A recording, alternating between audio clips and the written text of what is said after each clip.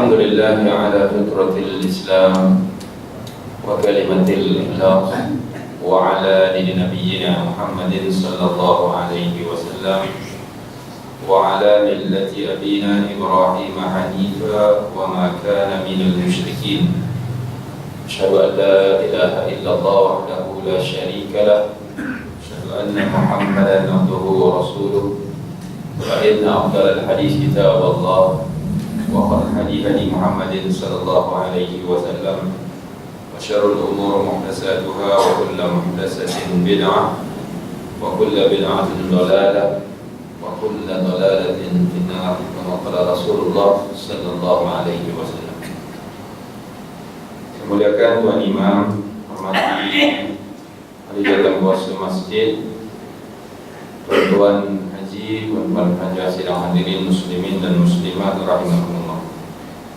Pertamanya saya menyampaikan salam Ustaz Jamali Adnan.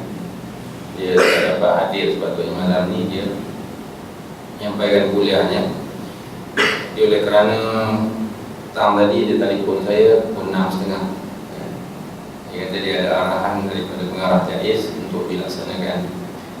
Jadi terpaksa dia stay dekat Jabal Agama lah. Jadi malam ni saya menggantikan beliau, dia minta saya ganti. Dan pada minggu depan insyaAllah Ustaz Zainal akan menggantikan kuliah dia yang sebelum ni dia tak dapat bersama dengan kita. Jadi pada bulan yang akan datang insyaAllah Ustaz jangan dibaliklah.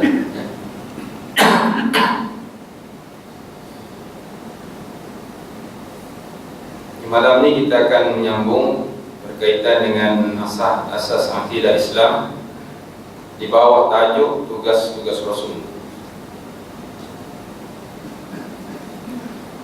Qala al-musannif rahimahullah, setengah daripada tugas Rasul itu ialah yang pertama berdasarkan firman Allah Subhanahu wa taala, A'udzu billahi minasyaitonir rajim, kama arsalna fiikum rasulan minkum yatlu 'alaikum ayatina wa yuzakkikum wa yu'allimukumul kitaba wal hikmah wa yu'allimukum ma lam takunu ta'lamun. Maksudnya, sebagaimana kami telah utuskan kepada kamu seorang rasul dari kalangan kamu sendiri untuk membaca kepada kamu ayat-ayat, yakni pengajaran kami, serta membersihkan kamu dari sifat-sifat yang keji, dan mengajar kamu kitab dan ilmu pengetahuan.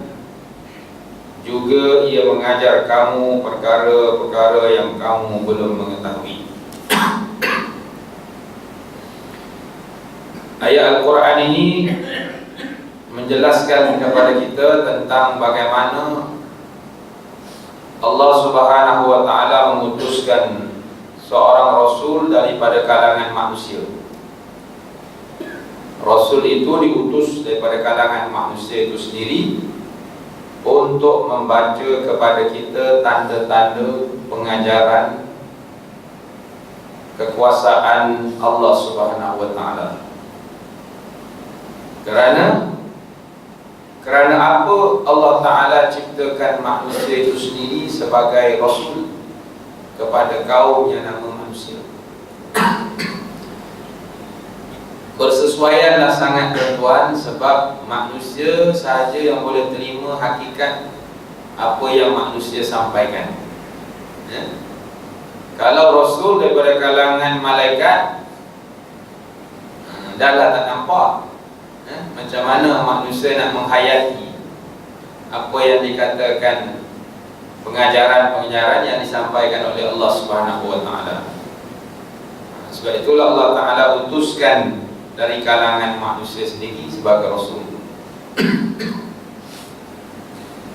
serta membersihkan kamu dari sifat-sifat yang keji, yang akan membersihkan kita daripada sifat-sifat yang keji ini segala bentuk sifat manusia yang tidak baik, maka Nabi akan mengajar kita melalui kitab dan ilmu pengetahuan. Juga ia mengajar kamu perkara-perkara yang kamu belum mengetahui.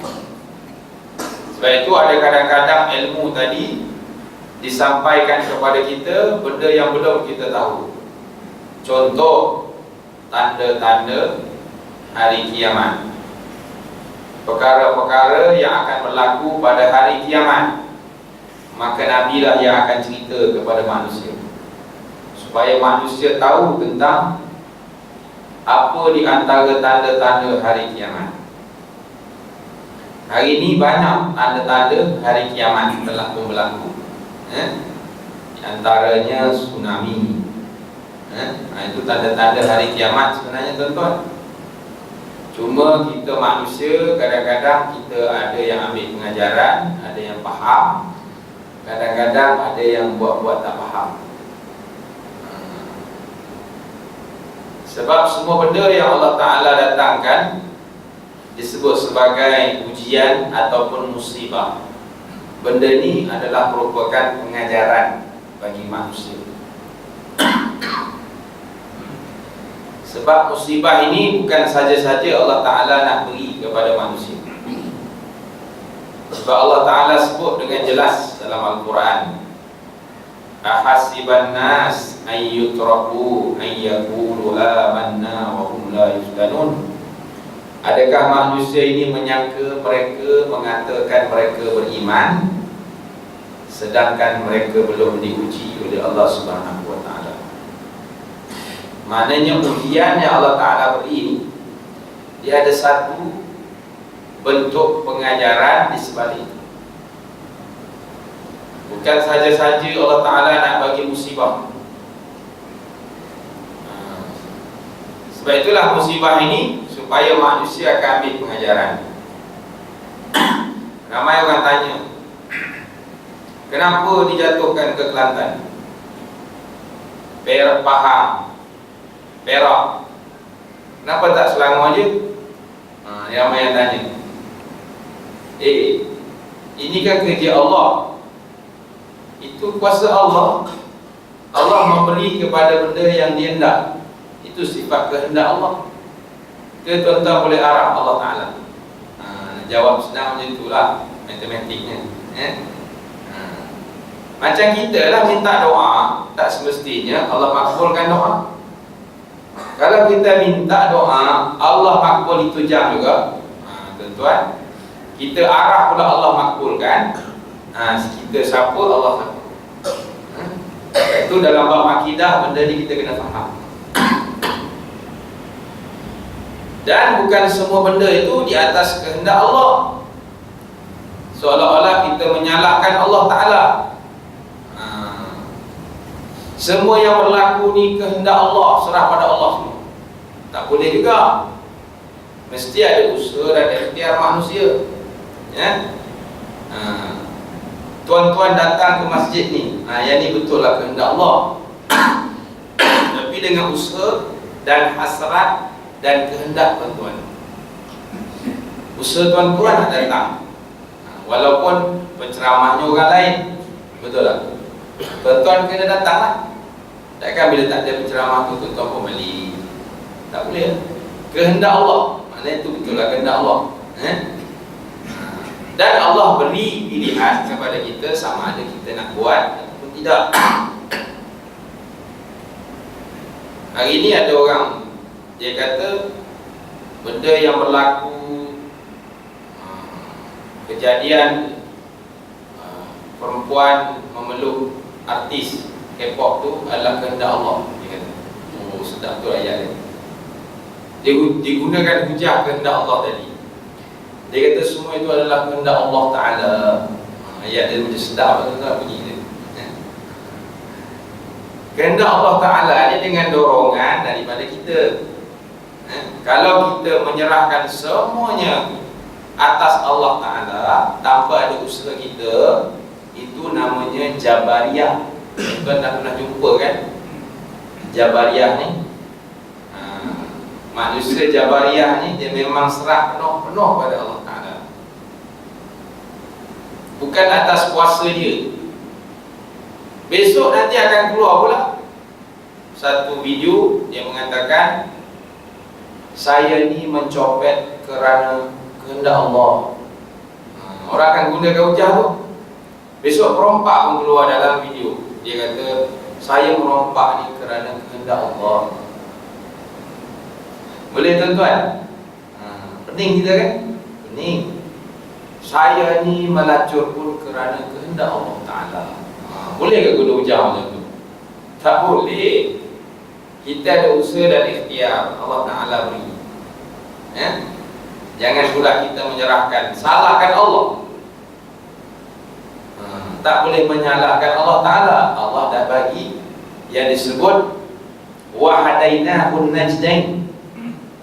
Aku tunjukkan kamu dua jalan, imma syakira wa imma kafura. Sama ada kamu ni nak bersyukur ataupun kamu nak jadi kufur. Dua jalan Allah Ta'ala tunjuk kepada kita. Jadi terpulang kepada kita dalam usaha kita. Bila dah berlaku, itu adalah usaha kita. Sebab itu dalam Islam ni dia ada dosa, ada pahala. Dia tidak ada dosa manjang, tak ada. Orang yang buat baik, Allah Ta'ala beri pahala. Orang yang buat jahat, Allah Ta'ala beri dosa. Sebab itu dalam bab akidah, kita kena yakin ada dosa dan pahala. Berbalik kepada musibah yang diturunkan oleh Allah Ta'ala. Baru-baru ni saya pergi ke satu kampung di Kuala Kerai. Nama kampung tu Kampung Pahi. Kampung Pahi ni masjid dia 2 tingkat. Tingkat bawah, tingkat 1. Dewan solatnya di tingkat 1, tuan-tuan.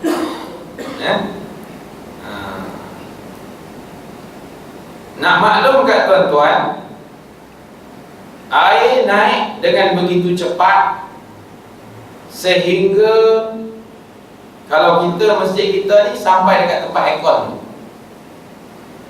Aircon atas ni, yang atas kepala tuan-tuan ni. Tinggi air tu macam tu lah. Itu di tingkat 2. Nak bagi faham tuan-tuan bukan di tingkat 1. Di tingkat 2, air tu naik sampai tahap aircon. Agak-agak tuan-tuan, imam-imam kat situ boleh berenang. Agak-agak je lah. Boleh berenang tak imam kat situ? Kalau imam kat situ tak boleh berenang, imam di Selangor ni agak-agak boleh berenang. Agak-agak je lah tuan-tuan boleh. Belum try, belum tahu ustaz. Oh, imam marah kata. Jangan marah imam. Dia tahu imam boleh berenang. Biasa kalau bekas-bekas pelda ni dia ada latihan berenang.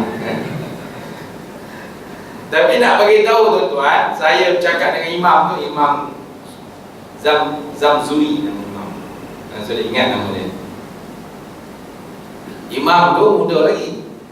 Muda pun tak muda juga, dalam 50. Muda lah. Imam ni dia kata dia turun nak pergi menyelamatkan kereta dia. Kereta kelisa dengan kereta ceret. Dia ada 2 biji kereta. Biasa imam yang banyak kereta. Maknanya imam di Kelantan pun sama juga, ada 2 biji kereta.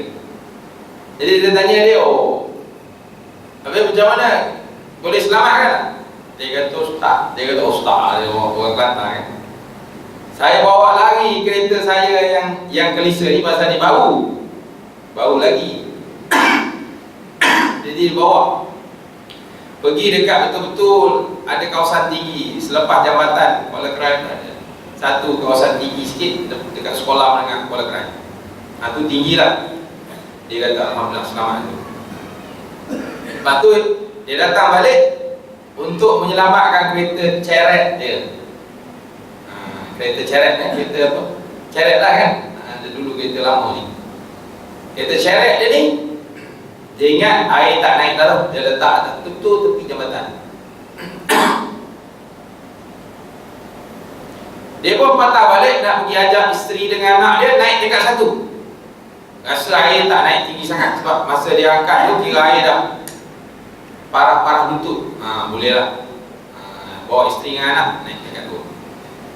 Tingkat 1. Tiba-tiba air dah naik. 10 minit je air naik dah. Cepat air naik. Lepas tu dia kata, okey macam ni kita naik tingkat 2. Naik tingkat 2. Dekat Dewan Sembahyang. Naik dekat Dewan Sembahyang. Macam kita ni Dewan Sembahyang. Air naik dah sampai lantai. Sudah. Dia kata ini tak selamat ni. Tak boleh nak selamat. Dalam tempoh 10 minit air dah naik dekat dada dah. Punya cepat air naik tuan-tuan. Kemudian air terus naik. Sehinggalah dikatakan sampai dekat ekon kita. Bila air dah naik macam tu, imam dengan anak dia dengan isteri dia bayanglah tuan-tuan macam pergi dekat tebing, ada tebing kebetulan tingkat 1, tingkat 2 tu ada tebing. Naik dekat tebing tu dia kata tiba-tiba alhamdulillah bot sampai. Dia kata. Nampak pula dia Pak Imam tu. Kira selamatlah, dapat menyelamatkan diri. Alhamdulillah. Di mana urai pula tuan-tuan? Masa nak selamatkannya ada bot lalu. Ada datuk dengan nenek dia tengah peluk tiang dengan tangga rumah. Tengah peluk. Yang nenek ni duduk ke tangga, yang datuk ni tengah peluk tiang. Orang naik bot ni, dia datang, dia kata dia nak selamatkan lah. Tapi dah penuh dah bot. Dia kata macam inilah, pakcik dengan makcik tunggu kejap. Kita nak pergi hantar yang ni, lepas tu datang balik. Datang balik je tuan-tuan, tinggal bumbung rumah. Macam mana nak bayar? Punya cepat air naik. Kau nak kata musibah, Allah Ta'ala nak uji. Habis saja surut banjir, nak bagi tahu tuan-tuan, Masjid Pahi yang saya duk pergi nak hantar bantuan hari itu, keseluruhan kapet tempat Dewan Sembahyang tingkat 2 tu habis. Tak ada apa tinggal. Tetapi yang peliknya, ada satu kapet di sebelah kanan, sebelah kiri saya lah. Kalau imam pandang ke kiblat, dia jadi sebelah kanan. Sebelah kanan tu ada ruang kapet daripada tiang sana sampai siang sini. Kapet tersebut tak kena lumpur, hanya basah je, bersih. Yang lain semua habis tuan-tuan. Jadi ramailah orang datang ke Masjid Kampung Pahi untuk bukan hantar bantuan, ambil gambar kapel. Ini orang Melayu, dia suka tengok benda-benda pelik, kan tuan-tuan? Sebab itu masjid kita ni kena buat benda-benda pelik supaya orang datang ambil gambar ke, orang rajin datang, kan? Benda-benda pelik lah. Macam ekor ni pelik ni. Bila ekor dah banyak kan, alhamdulillah, benda orang datang tu baguslah, tambahan, ya? Tapi nak cerita Masjid Pahi ni, Pak Imam tu jadi tiap kali masa 2-3 hari sebelum kapet tu digulung, orang datang pergi ambil gambar kapet yang cantik tu, yang hanya basah saja tapi tak ada kena lumpur. Datang temu ramah Pak Imam, bagi macam-macam, macam mana boleh tinggal yang ni je, yang lain semua habis. Ada yang tafsir macam-macam lah, ya? Ada yang kata jumlah jemaah yang datang kat Masjid Pahi itulah besar tu je. Dia punya tafsiran yang dalam, tuan-tuan, ya? Macam-macam tafsiran. Jadi saya pesan dekat Pak Imam, dia kata, "Mam, baguslah gulung kapet tu. Takut nanti orang yang kaki nombor datang, dia guntingnya kapet tu, dia buat asiman." Tuan-tuan jangan main-main orang kita, kan? Kiswah Kaabah tu pun orang gunting buat balik Malaysia. Ramai orang Malaysia kita ni, dia pelik macam tu. Dia suka simpan tu, dia buat azimat, buat kuat. Inilah dia orang kita. Saya takut. Dia kata, mak baguslah gulung kapet tu. Jadi Perbadanan Wakaf nak ganti kapet barulah dekat Mesir Pahir tu. Jadi kapet tu tak mana dah, mungkin dia dah masuk simpan dah. Wallahualam. Tidak, nanti orang akan jadikan ruang kapet tu macam raudhah lah. Tapi masjid kita itu yang biru color lain tu tak ada kena-mena tuan-tuan ya. Yang bawah terowong tu tuan-tuan jangan anggap oh ini macam ada raudhah kat masjid jadi. Itu pasal color yang ni tak cukup. Sebab tu kita bagi color tu lain sikit. Saya takut ada orang tanya berapa kan kalau orang tanya kenapa biru, tuan-tuan buat cerita inilah kawasan yang tak banjir tu. Mana jadi banjir. Jangan buat cerita pula Jadi maknanya itu yang berlaku tuan-tuan. Hari saya sampai tu baru boleh buat sembahyang Jumaat. Maknanya dah 2 minggu orang di Kelantan, di Kampung Pahir tu tak solat Jumaat. Nak solat macam mana? Dengan lumpur, dengan tak boleh nak buat apa tuan-tuan, tebal lumpurnya. Dekat sekaki, dekat tingkat atas tu, dekat sekaki dia punya lumpur. Nak bersihkan macam mana? Hari ni kalau tuan-tuan pergi nak buat bantuan, pergilah bagus. Tapi saya syorkan pergi bawalah ubat, bawalah ni apa, topeng. Ni kena bawa. Tapi saya syorkan biarlah orang yang berumur 40 tahun ke atas saja yang tak pergi. Yang pergi 40 tahun ke bawah. Ya. Kenapa tuan-tuan? Saya bimbang nanti kita bukan pergi hantar bantuan, orang yang bantu kita. Sebab wabak sekarang ni tengah merebak, cerit-berit Kawan saya balik kena cerit-berit. Saya balik pinggang saya sakit. Cek doktor ada masalah dia kata kurang minum air ya, sebab kita tak sempat minum air banyak. Kawasan tu air tak ada yang okey tuan-tuan Air tak apa-apa, nak bersih lah Tapi dah mula pulih lah, alhamdulillah. Di masjid tu alhamdulillah ada air telaga untuk kita basuh masjid tersebut. Kalau tak ada air telaga, Allahu Akbar. Itu pun kami datang, kami merupakan kumpulan yang kelima penutup membersihkan ruang masjid. Bayangkan tuan-tuan, ada 5 kumpulan yang membersihkan masjid. Maknanya punya banyaknya lumpur masjid tersebut. Sampai 5 kumpulan baru boleh selesai. Itulah keadaan banjir yang sangat dahsyat tuan-tuan. Pergilah kalau tuan-tuan nak tengok, pergi. Tapi saya syorkan yang muda-muda lah, yang veteran-veteran ni jangan pergi. Bukan saya halang nak pergi boleh, tapi kena bawa ubat banyak. Takut sampai sana kan kena ceret-beret sudah susah. Jadi itu keadaan musibah. Musibah adalah merupakan guru.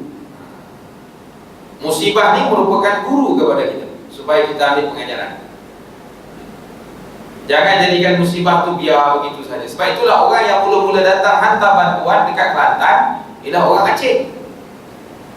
Orang Aceh yang kena tsunami tu, orang di Kampung Pahir, dia beritahu, dia kata orang yang mula-mula hantar bantuan orang Aceh, dia kata.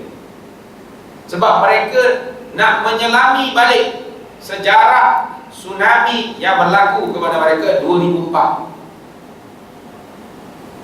yang membunuh 200,000 lebih manusia. Ada yang tak dijumpai lagi sampai sekarang. Di Kelantan Allah Ta'ala uji hanya 20 orang. Aceh 250,000 lebih. Tak jumpa. Yang sampai Pelabuhan Kelang pun ada. Punya dahsyat tu, penanganan tsunami tu sampai Pelabuhan Kelang orang Aceh. Tahu-tahu dekat Pelabuhan Kelang dia sampai. Atas pokok kelapa pula tu. Tapi tuan-tuan di Kelantan ni memang dahsyat juga, macam tsunami jugalah. Macam tsunami. Tapi saya nak kata tsunami tu dia off record lah. Sebab kata macam aja. Sebab air deras, memang deras air. Memang sangat kuat air. Ini dia katakan bahawa musibah Allah Ta'ala beri untuk pengajaran bagi manusia supaya mengambil iktibar. Kemudian firman Allah dalam ayat yang ke-45 hingga 46 surah Al-Ahzab, Ya ayyuhan nabiyyu inna arsalnaka syahidan wa mubasysyiran wa nadhira wa da'iyan ila Allah biiznihi wa sirajan munira. Maksudnya, wahai Nabi Muhammad, sesungguhnya kami utuskan engkau sebagai menjadi saksi, menyampaikan berita gembira dan berita menakutkan, menyeru manusia kepada jalan Allah dengan keizinannya, dan menjadi lampu yang menerangi. Inilah tujuan Rasul diutuskan. Yang pertama dia kata menjadi saksi. Baiklah, Nabi Muhammad SAW akan jadi saksi, bahkan akan memberi syafaat kepada umatnya, akan bantu umatnya sejauh mana Nabi mampu. Inilah cintanya Nabi kepada umat. Jadi cinta kita kepada Nabi Muhammad, apa dia tuan-tuan? Kena lebih lagi lah. Maknanya bermulanya maulud bulan Rabiul Awal ni kita berselawat, sampailah bila-bila kita tetap berselawat atas Nabi Muhammad SAW. Sebab selawat atas Nabi ni benda yang dapat pahala, bukan tak ada pahala. Sebab Nabi kata, Man salla alayya marrah sallallahu ala biha asyara. Siapa yang selawat ke atas aku sekali, dapat ganjaran pahala selawat 10 kali. Jadi satu selawat dapat 10. Ini bisnes apa tuan-tuan macam ni? Bisnes yang sangat menguntungkan. Bisnes jual emas pun tak untung macam ni. Tuan-tuan, jual emas pun kadang-kadang bankrupt juga. Jaga duit pun kadang-kadang jatuh juga. Sebab benda yang tidak kekal ni, dia tidak seperti mana pahala yang disediakan oleh Allah Subhanahu wa Ta'ala. Menyampaikan berita gembira. Nabi sampaikan berita gembira tentang umat Nabi Muhammad ini adalah umat akhir zaman, tapi dia lah yang mula-mula sekali masuk dalam syurga. Habis saja umat Nabi Muhammad, barulah umat lain masuk. Itu kelebihan umat Nabi Muhammad ni. Walaupun kitalah yang paling akhir, kitalah yang paling tak berapa kuat iman, kitalah yang paling kecil tubuh badannya, tetapi kehebatan umat Nabi Muhammad SAW Allah Ta'ala tentukan dia masuk syurga. Sampailah habis umat Nabi Muhammad, barulah umat lain masuk. Ini beruntung tak jadi umat Nabi Muhammad. Beruntunglah tuan-tuan. Sebab itu Nabi dia tersenyum gembira. Sahabat pun tanya, kenapa tersenyum? Beruntunglah, kata Nabi, beruntunglah. Sahabat tanya, kami ke ya Rasulullah yang beruntung? Nabi kata, tak. Habis siapa ya Rasulullah? Beruntunglah orang yang tidak pernah jumpa aku, tidak pernah sejaman dengan aku, tetapi dia sangat-sangat menyintai aku, dan dia bersama-sama aku besok dalam syurga. Nabi kata, kana ma'i fil jannah. Orang ini bersama-sama dengan aku besok dalam syurga. Kita lah tak jumpa Nabi, tak nampak pun, hanya dengar je. Jumpa pun mungkin dalam mimpi. Kalau kita jumpa Nabi dalam mimpi, itu mimpi yang benarlah. Sebab Iblis dia tidak boleh menjumpai Nabi Muhammad. Kalau tuan-tuan jumpa ni, Masya Allah, banyak bersyukurlah. Sebab itu kadang-kadang kita berniat sebelum tidur tu nak jumpa Nabi. Mudah-mudahan jumpa. Tapi kalau mukanya macam aku kenal dia muka ni, ayat tu bukan Nabi je. Muka dia, muka Nabi ni bercahaya, tak boleh tahu macam mana muka dia, wajahnya.